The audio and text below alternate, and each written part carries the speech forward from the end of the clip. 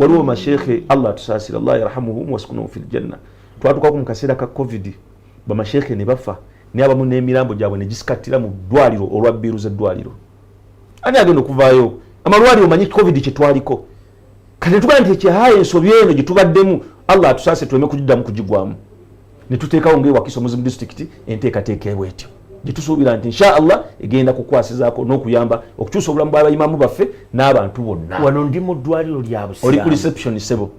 Eddwaliro ogenda okuyingira ng'owulyenga Qur'ani mweri esoma otole salaamu nga bakuddamu salaamu alaikum wa rahmatullahi wa barakatuh. N'ebyo si miracles biri mu district ya Wakiso.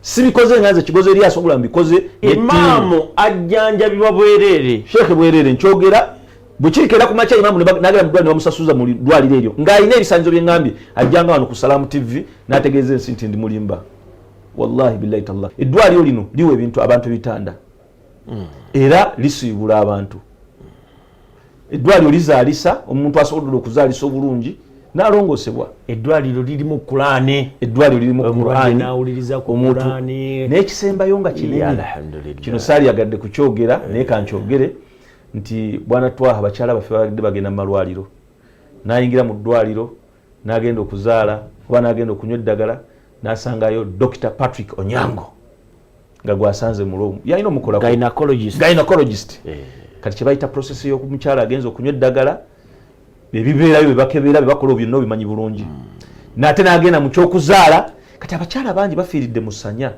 olw'ensonyi kitwalo nti omukazi omubiri gwe buli kaseera aba yeebikiridde biki bwatuuka okuzaala alina kubanga engoye aziteeka ebbali kati olumu afuna okutya okweyuza yeyuzira omusajja oyo kubanga kati ne tugamba nti mu ddwaliro eryo twatanoonyeza abasawo nga bakyala nga bakugu bakole ku bakyala bannaabwe era Fatima wanajja okunywa eddagala ajja kusanga Aisha Halima Haniyati nga yali mu section ey'abakyala agenda okuzaala ng'alina mukyala munne.